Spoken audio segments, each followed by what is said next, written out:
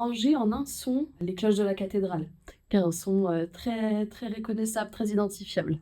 Je suis, Aurore Laondès, la tête de liste du Rassemblement national pour les élections municipales à Angers.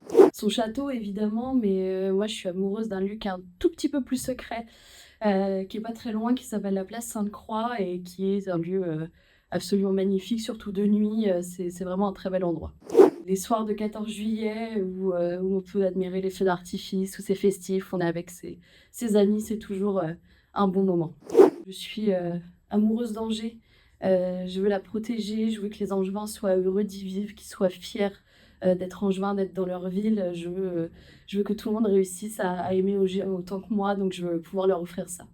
Peut-être la rénovation, de la Maison Bleue, sur le boulevard Foch, si la mairie a donné un petit peu de subventions, mais j'en suis même pas sûre. Les travaux perpétuels dans le centre-ville, c'est une catastrophe pour les commerçants, c'est une catastrophe pour les Angevins, que ce soit, sur la place Kennedy ou autre, catastrophique. 1,60 € si vous l'achetez, directement,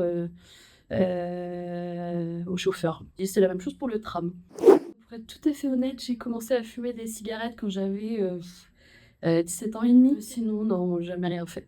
Enfant sage. Enfin, moi quand j'étais petite, je voulais être, princesse, mais bon malheureusement ça n'a pas marché. Donc du coup on va faire son rêve d'adulte, mais moi j'aurais aimé pouvoir rendre tout le monde heureux, donc c'est pour ça que je me bats tous les jours.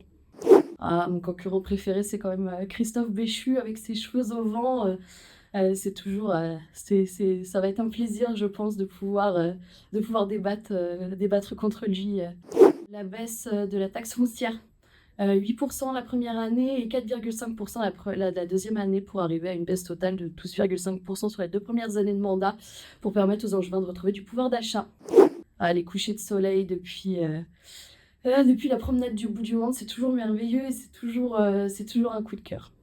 Les trams trop pleins quand on rentre du travail le soir et que tout le monde est agglutiné et voilà, je trouve vraiment que c'est fatigant et qu'il pourrait y avoir un petit peu plus de fréquence des trams sur les horaires où on sait qu'ils sont compliqués. Allez, on va être un petit peu cliché, mais on va dire, Douce France de Charles Trenet. Je me sens pas très bien, je peux pas venir ce soir, bon, voilà, je pense que ça devait être mon dernier mensonge.